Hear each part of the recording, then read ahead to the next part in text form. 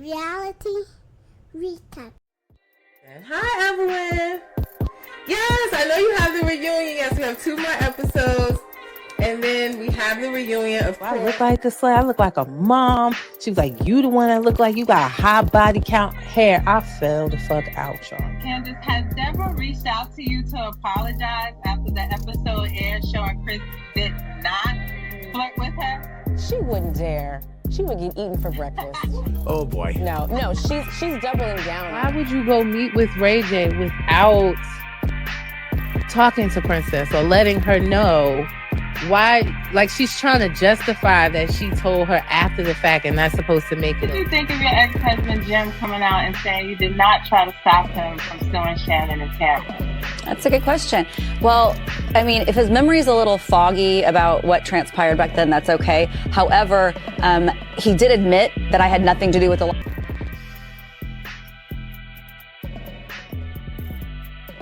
Reality recap.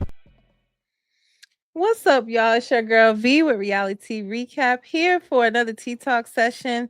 And today we are covering this Tuesday's episode of Love and Hip Hop ATL. I am a day behind because yesterday, as you all know, was the sentencing of Karen Huger, the Grand Dame of Real Housewives of Potomac, where she was found. We already know she was found guilty, but she was sentenced to 2 years in prison with 1 year suspended and taken into custody. So I did a whole recap yesterday with attorney Simone Redwine on the sentencing hearing. You guys can watch that. It's uploaded on my YouTube channel. And make sure that while you're over there at my YouTube channel, the link is in my bio, also on Facebook and Instagram if you need to find it. Make sure that you like, share, and subscribe to my YouTube channel and to this video. Now, I'm sorry, y'all, if y'all hear some weird noises in the background. The washing machine is going and doing some things. The Lord will soon bless me with my own studio. Let's speak it into existence. So I apologize now, but let's get into it. I'll try to keep it quick because I know that is annoying because it's annoying the hell out of me.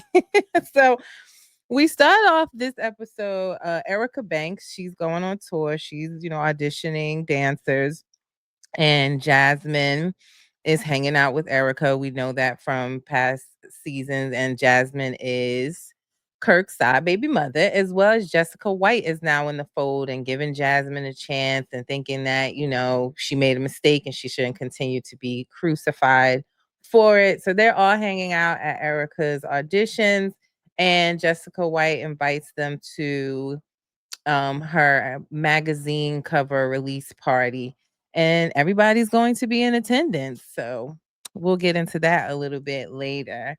Now, we also saw International Nova. I really don't understand how International Nova fits into this fold yet, as though, he's really only hanging around Little Zane. But International Nova has a wife and children, has been out of the game for a little minute. Seems like he does more reggaeton type music, but he's been out of the game for a minute with his family and trying to get back in. But his wife is very strict on him.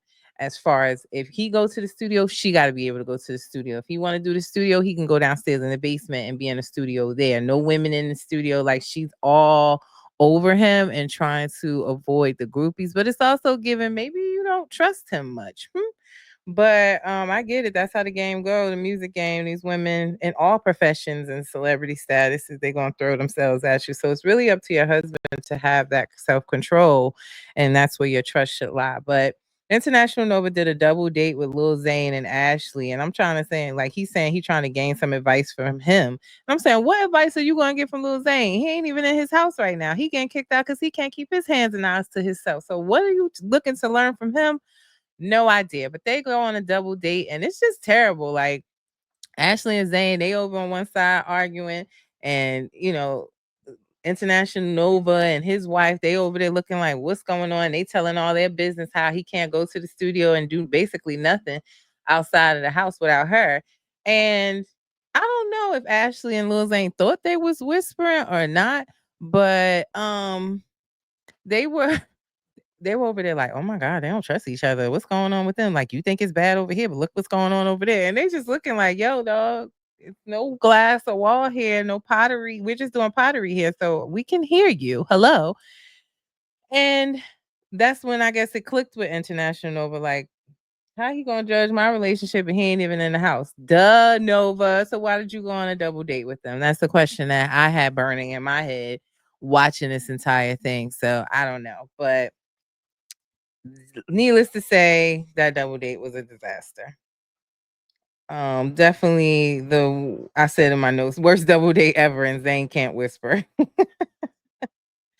We also see Ashley meet up with Jasmine and Saucy. So Jasmine's working her way in the group through, side characters on this show. So she's, infiltrated through Jessica. Now she's infiltrating through Saucy. And, they sit down and as well as Ashley. And they're all saying, like, listen, whatever's going on or went on with Jasmine don't got nothing to do with them. That it seems like I don't know. Jasmine is still, in my opinion, holding on to that. She gets all the backlash and nobody yells at Kirk. Nobody's mad at Kirk. I think Jasmine needs to understand from a viewer perspective, we both think you're both trash. We think you and Kirk are trash for what you did. I think in this friend group, Jasmine has to remember these are Rashida's friends. So are they going to continue to badger Kirk? They may have their own feelings about him in their head or, not necessarily be cool with him. Or are they going to badger him, yell at him every time they get out of respect for Rashida? No. And most of the time, they wouldn't be badgering you if you would keep your mouth shut. Or why would you want to be around a friend group when this is the perception they have of you? They were all Rashida's friends first. So for you to try to why would you even want to be in this group? I get it. You want to be on TV, you want to get a bag. But in real life, why would you even want to be around all of Rashida's friends knowing what you did? Like, I don't get that, and I definitely don't feel like, oh, I give Kurt any type of pass or anything. I still think he's trash, and Rashida should have been left him too. So I don't know. I don't get that part. But anyway, um, she, also mentioned how Kirk sold her a dream. She's still giving that same story. He sold her a dream. He told her that he was leaving his wife. It wasn't going good. They was on the outs, whatever. You still knew he was married. You still went forward with it, knowing that he wasn't filed for any divorce or going through any divorce or finalizing any divorce. So you have to take some accountability there yourself. You're an adult. Saucy mentioned Mandices in that conversation and how Mandices be outside, that the streets be talking. It's all over the blogs about what's going on with him. But nobody has concrete evidence, in my opinion. It's all, women say this, women say that. But where's the receipt? Because at this point, that's what I need to see. We got one woman that is coming on at Jasmine's friend saying that she knows of somebody that messed with Mandices but scared to come forward. You got Jasmine talking about her niece he tried to holler at her niece, but where's the receipts? So I know the blogs is talking, but nobody's come forward with anything yet. So you're innocent until proven guilty, not the other way around. Even though I know social media wants to portray that a lot, but where's the receipts? Because I'm getting tired of talking about it with no action. Um, Ashley also talks about how she, not really feeling Spice. That's, in their last conversation when she was talking about her arrangements or how her relationship structure is with Zayn. Spice called her Delulu. And that's when Saucy shares that we know from the previous episode, Saucy and Spicy got into it. He's just saying she's always a mess. And that, he stands by what he said, that it was a diss record. It was, it wasn't anything positive about the ciphers of the A, that it came off like some clown shit, and he's standing on that. But it seems like he feels like he has a ally in Ashley because she's not really feeling Spice either.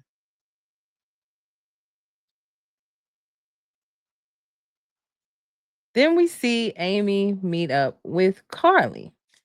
And Amy's meeting up with Carly because she had a conversation with Zell and found out that he's doing a song with Bunny Rack, someone that Carly has some legal things going on with. She's alleging that Bunny Racks is stalking her.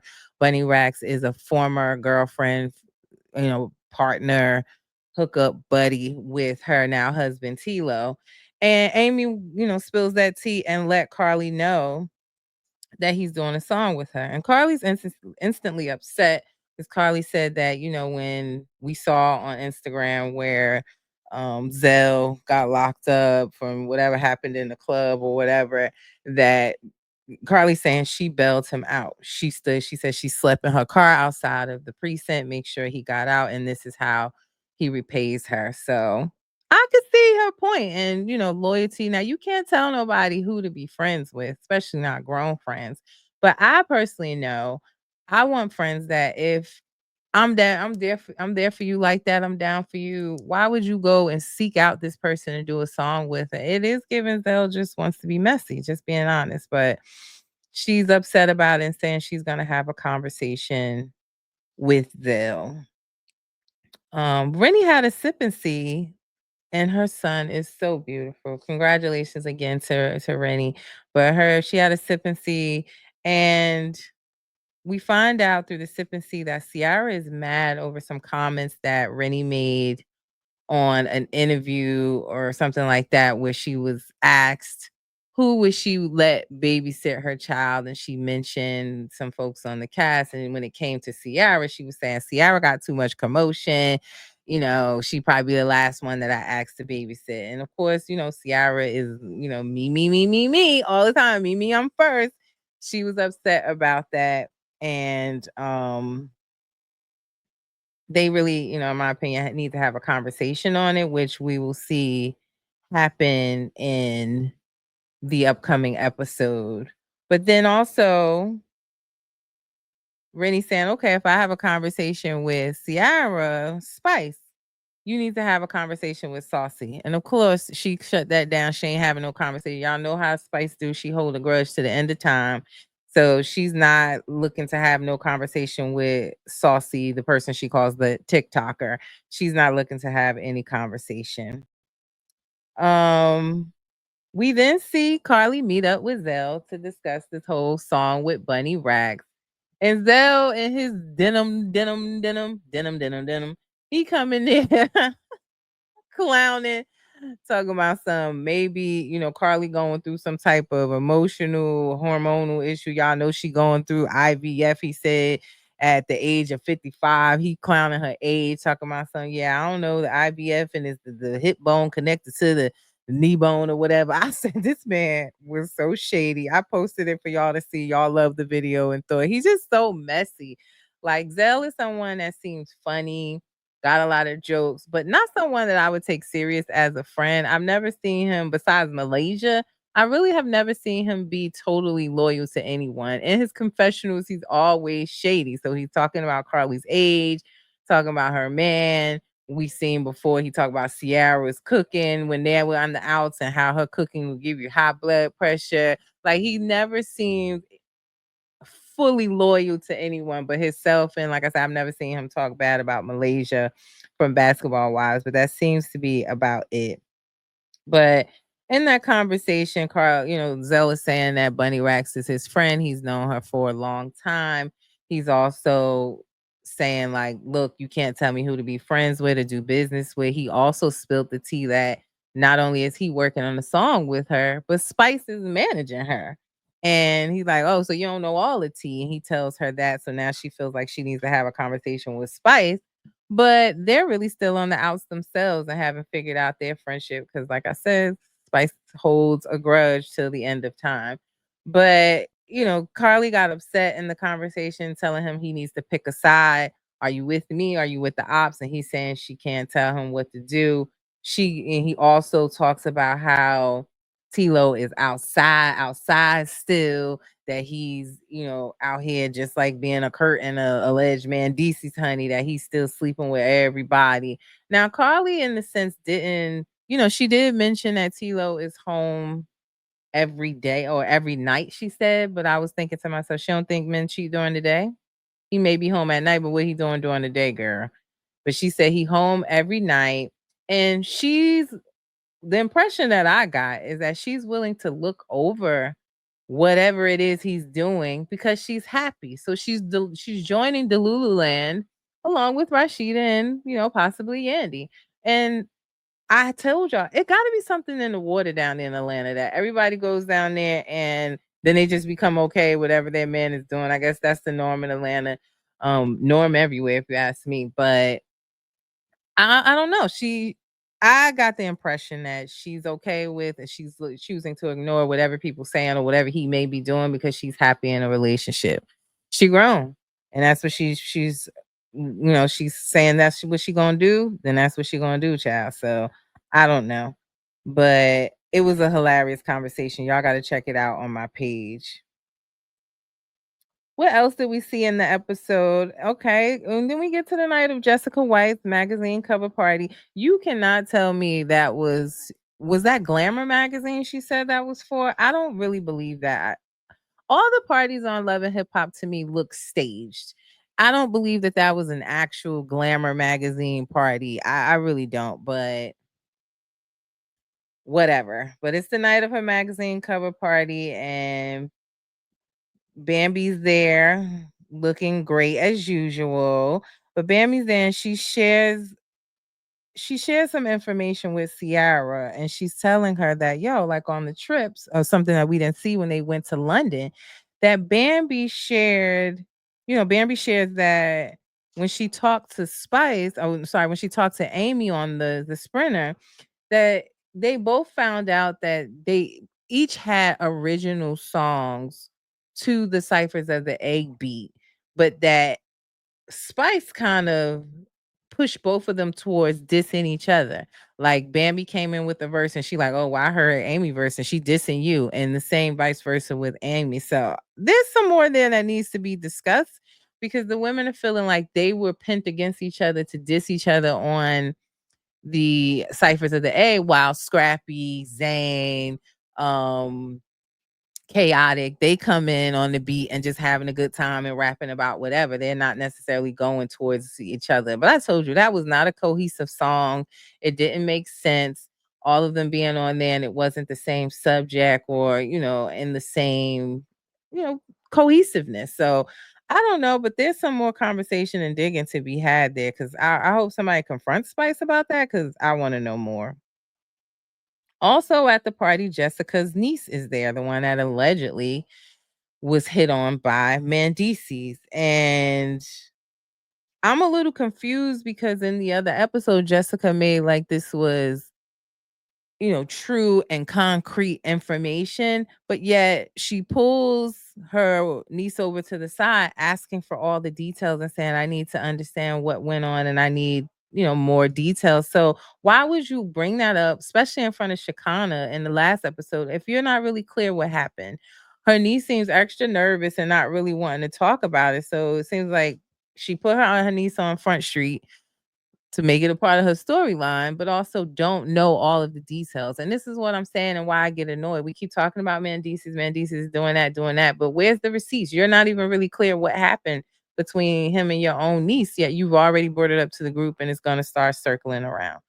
So I do see in the upcoming episode that Jessica brings this to Yandy. So maybe hopefully she comes with some receipts. It ain't gonna change Yandy's course of direction of her marriage. We know that, but that's what she's supposed to be doing at this point. So we'll see. But I just didn't walk away from that conversation with Jessica and her niece feeling like she actually knew what happened and probably should have kept her mouth shut before she brought that up.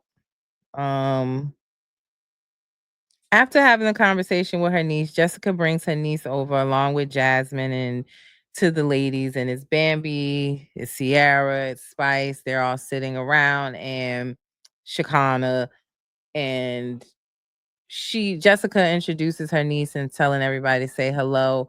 When in the conversation, it seemed like Bambi or Ciara or Bambi walked away.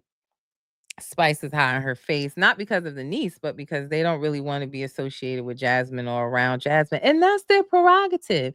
They didn't say anything to Jasmine. They didn't provoke anything with her. If they are choosing to be loyal to Rashida or not have conversation with her, then that's their prerogative. You can't make somebody be friends with you or let you into their friend group. You just cannot do that.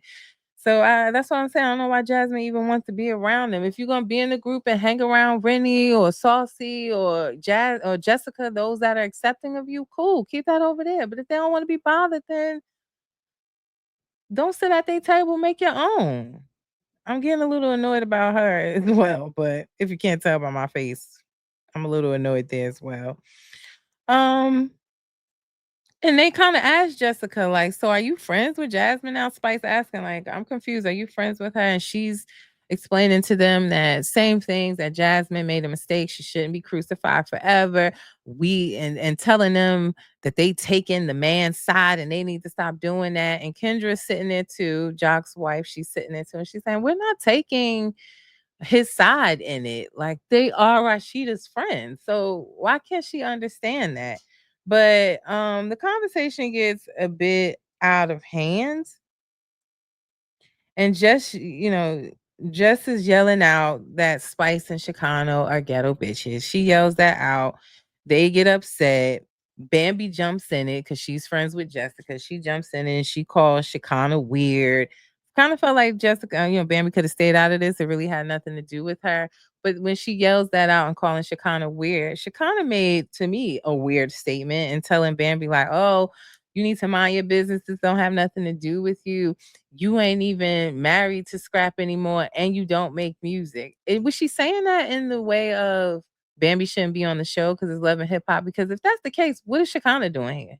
She ain't married to hip hop, dating hip hop, ain't making no music, just loud, and then everybody business and telling everybody business. That's your role on the show? So I didn't understand why she said that to Bambi. Bambi does make music. She has made music. She is a rapper. She is a business, mogul in her own right. So I really didn't understand what that statement was about. Because if anything, Shakana's the one that was on live crying about how she's not in enough scenes, but she don't make no music or do nothing in music.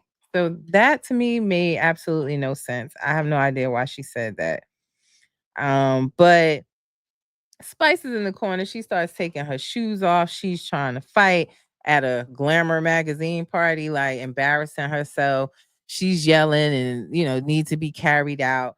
Jessica's over there crying her little eyes out that her party got messed up. But it's like, you had a hand in it, girl. You brought them over there, accusing them of taking Kirk's side and all of that. Wasn't the place for that. It's your night, it's your business, your magazine. Why would you even engage in that type of conversation in the first place? So if you're crying, I hope you're crying about your accountability as well. But that's really where we ended the night. They Saucy and Rennie and them tried to gather Jessica, get her together, and she made a heartfelt speech about, being in Sports Illustrated. I think she said about 13 times. And also, talking about being in the space as a Black woman and on Glamour magazine and finding herself and getting back to it, which is all positive and great for her. But I just wish she focused on that. Hell, I'm kind of wondering why is Jessica on this show herself? Like, Nick Cannon is really not in hip hop like that. Yeah, he made some songs, but okay, whatever. But instead of staying on that path, we see her now inserting her niece in this whole Mendices thing. So we'll see how that goes in the upcoming episode and what receipts she really has for Yandy when she sits down in front of her crying to tell her this information. But those are my thoughts on not last night's episode, Tuesday night's episode of Love and Hip Hop ATL. I will be back tomorrow with a recap of Tuesday's episode of Real Housewives of Beverly Hills. No, I am not Team Sutton, letting you know that right now. But check my channel for that tomorrow. Make sure you set your alerts and like, share, and subscribe to my YouTube channel. Please, I appreciate it. Now, before I go, as I always say, reality TV stars are humans too. Let's not forget that. It is your girl V with Reality Recap. I'll see y'all tomorrow. Peace.